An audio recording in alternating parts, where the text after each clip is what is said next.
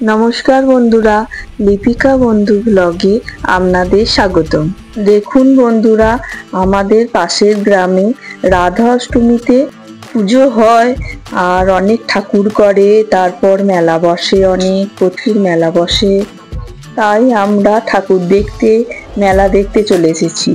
আপনারাও দেখুন কত রকম ঠাকুর করেছে, কি সুন্দর ঠাকুরগুলো হয়েছে।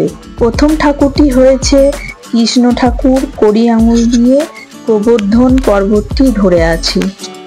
2 নম্বর ঠাকুরটি হয়েছে অর্ধনারীশ্বর, একদিকে বাবা মহাদেব, একদিকে মা কালী। 3 নম্বর ঠাকুরটি ঠিক কি হয়েছে তা আমি ঠিক জানি না, আপনারা যদি জানেন তাহলে কমেন্ট বক্সে কমেন্ট করে জানিয়ে দেবেন। আর মাঝখানে এটা অসুরকে একটা অজগর সাপ পেঁচিয়ে ধরে আছে, খেতে যাচ্ছে।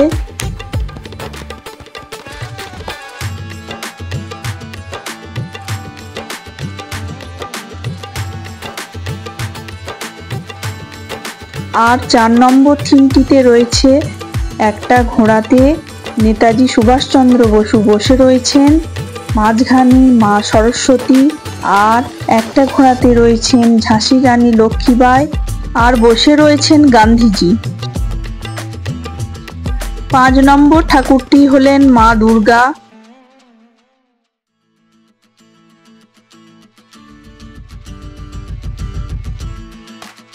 আর 6 নম্বর থিমটি হয়েছে বাবা নিমাই ঠাকুর হরিনাম করতে করতে নদিয়ার পথে পথে ঘুরছেন।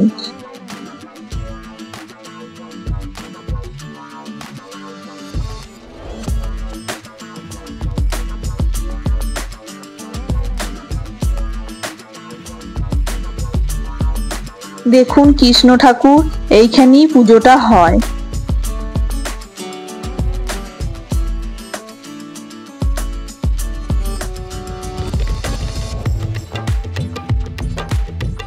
দেখুন মেলাটা কত বড় মেলা বসেছে, অনেক বড় মেলাটা। এখানে ঘুরে খানিকক্ষণ ঘুরলাম, ঘুরে আমার ছেলে একটা খেলনা কিনলো, খেলনা কিনে আমরা ফুচকা খেলাম। ওই যে দেখুন একটা চুড়ির দোকান, আমরা তখন ছোটবেলায় কত চুড়ি পরেছি। ছোটবেলায় মেলা গেলি চুড়ির দোকান দেখলেই আগে চুড়ি পরতাম, রং বেরঙের চুড়ি পরতে খুব মজা লাগতো। কত কানে কত হার ঝুলছে দেখুন।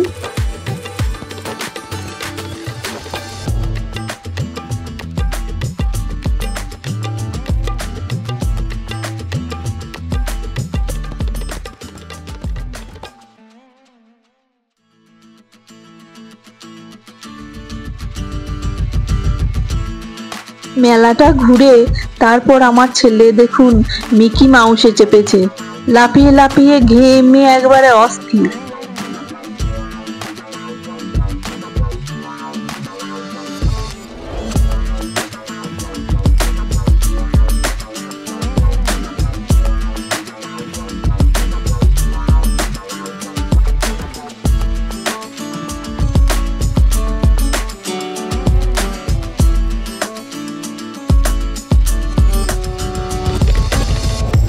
আজ তবে এইটুকুনি থাক, আবার পরের দিন চলে আসবো আপনাদের সঙ্গে গল্প করতে। টাটা।